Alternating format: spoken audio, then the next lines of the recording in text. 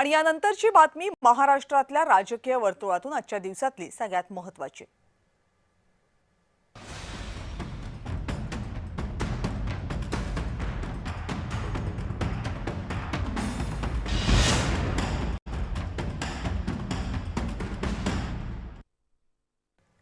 राहुरी विधानसभा पोटनिवडणुकीला आज नववळण लागलं। शरद पवार यांनी ऐनवेळी उमेदवार बदलल्यामुळे निवडणुकीमध्ये ट्विस्ट आलाय। राष्ट्रवादी काँग्रेस शरदचंद्र पवार पक्षाकडून प्राजक्त तनपुरे निवडणूक लढणार असं सांगितलं जात होतं, पण पवार गटानं शेवटच्या क्षणी प्राजक्त तनपुरे यांच्याऐवजी गोविंदराव मोकाटे यांना संधी दिली। राहुरीतून गोविंदराव मोकाटे पवार गटाचे अधिकृत उमेदवार असून त्यांनी अर्ज भरलाय। राहुरी पोटनिवडणुकीमधून प्राजक्त तनपुरे यांनी माघार घेतल्यामुळे आता चर्चांना उधाण आले। प्राजक्त तनपुरे यांनी माघार घेतली की त्यांना माघार घ्यायला लावली, यामागचं कारण काय असे अनेक प्रश्न आता उपस्थित होतात। दरम्यान सुप्रिया सुळे शशिकांत शिंदे यांच्यातल्या बैठकीनंतर राहुरीच्या उमेदवारी संदर्भात निर्णय झाल्याचं सांगितलं जातंय। यावर आता प्राजक्त तनपुरे यांची प्रतिक्रिया समोर आली। शिवाजी कर्डिलेंच्या निधनानंतरची निवडणूक असल्या कारणानं एक निवडणूक न लढण्याची त्यांनी या ठिकाणी विनंती केली। त्यांनाही मी सांगितलं की आम्ही भावना आमच्या देखील आहेत, परंतु जे काय 15 दिवस मी मतदारसंघात विशेषतः राहुरी तालुक्यात फिरताना या तालुक्याचे जे काय प्रश्न आहेत, या तालुक्याच्या अस्मिता असेल, प्रश्न असेल, समस्या असतील, त्याकरताच निवडणूक लढवणं हा उद्देश माझा त्या ठिकाणी होता। प्राजक्त तनपुरे यांनी ऐनवेळी राहुरी पोटनिवडणुकीमधून माघार घेतल्यानंतर राजकीय चर्चांना उधाण आले। प्राजक्त तनपुरे यांनी माघार घेण्यामागे भाजपचं राजकारण असल्याची ही चर्चा आहे। प्राजक्त तनपुरे यांनी राहुरी पोटनिवडणुकीतून उमेदवारी मागे घेण्याआधी भाजप प्रदेशाध्यक्ष रवींद्र चव्हाण यांच्यासोबत बंद दाराआड चर्चा केल्याचं सांगितलंय। या बैठकीत रवींद्र चव्हाण, राधाकृष्ण विखे पाटील यांनी तनपुरेंसोबत चर्चा केली। रवींद्र चव्हाण यांनी तनपुरे आणि मुख्यमंत्री देवेंद्र फडणवीस यांचा संवाद घडवून आणल्याची ही माहिती आहे।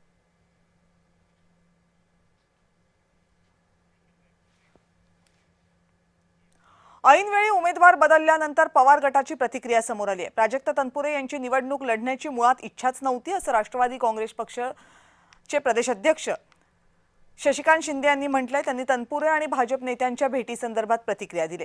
राष्ट्रवादी काँग्रेस शरदचंद्र पवार पक्षाचे प्रदेशाध्यक्ष शशिकांत शिंदे यांनी नेमकं काय म्हटलंय बघूया। त्यांची पहिल्यापासूनची निवडणूक न लढवण्याची इच्छा होती। कार्यकर्त्यांचा दबाव त्यांच्या वाढत होता, त्यामुळे कार्यकर्त्यांना विश्वासात घेऊन मी निवडणुकीच्या बाबतीमध्ये निर्णय घेतो अशा प्रकारचा त्यांनी निरोप दिला होता। आणि म्हणून सकाळी आपण दुपारी 1 वाजेपर्यंत आपण त्यांच्याशी संवाद करत होतो।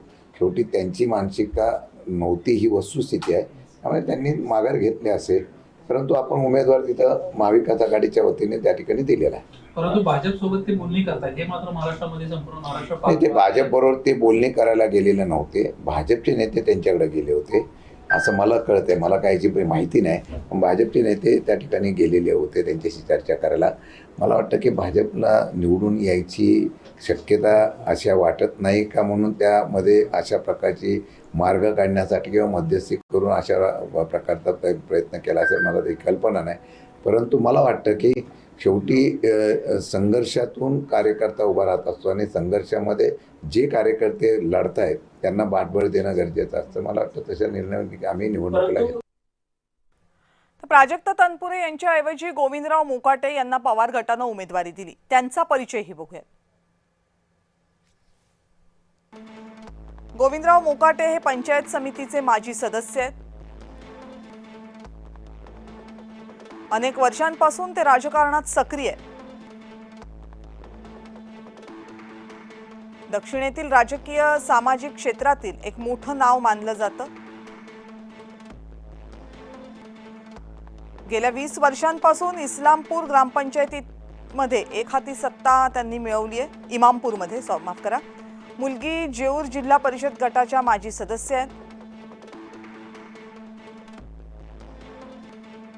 स्वर्गीय शिवाजीराव कर्डिले यांचे कट्टर राजकीय विरोधक अशी गोविंदराव मोकाटे यांची ओळख आहे।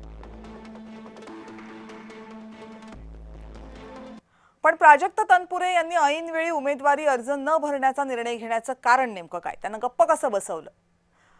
राजकीय विश्लेषक रविकिरण देशमुख यांनी याबाबतचं केलेलं विश्लेषण बघूयात। महाराष्ट्रामध्ये अनेक ठिकाणी असं झालं की तिथल्या चर्चेत असलेल्या महत्त्वाच्या व्यक्तींनी ऐनवेळी निवडणुकीत माघार घेतलेली आहे. त्यामुळे विरोधी पक्षाची मोठी अडचण झालेली आहे. कदाचित ही अडचण होऊ शकते याचा एक अंदाज राष्ट्रवादी शरदचंद्र पवार पक्षाला आलाच असणार. कारण त्या तनपुरे कुटुंबाचे आणि त्यांचे फार जवळचे म्हणजे संबंध आहेत. आणि महाराष्ट्र राज्य सहकारी शिखर बँकेत संचालक म्हणून असताना त्यांचा वारंवार संपर्क आलेला आहे पवार कुटुंबियाशी. त्यामुळेच आणि प्रसाद तनपुरे यांच्या भोवती काही वादविवाद झाले. अर्थात त्यांनी त्याचा खुलासा पण केला. परंतु काय असतं की राजकारणामध्ये प्रतिस्पर्ध्याच्या उणीवा शोधून त्याला पुरता नामोरम करणं हे एक राजकीय कसब मानलं जातं. प्राजक्त तनपुरे हे महाराष्ट्र राज्य सहकारी शिखर बँकेमार्फत झालेल्या एका लिलाव प्रक्रियेमध्ये सहभागी झाले होते. त्यांनी विदर्भातला एक कारखाना घेतला होता. त्यावेळी त्या कारखान्याची जी आरक्षित किंमत ठरवण्यात आली होती त्याच्या निम्म्या किमतीत त्यांनी तो विकत घेतला.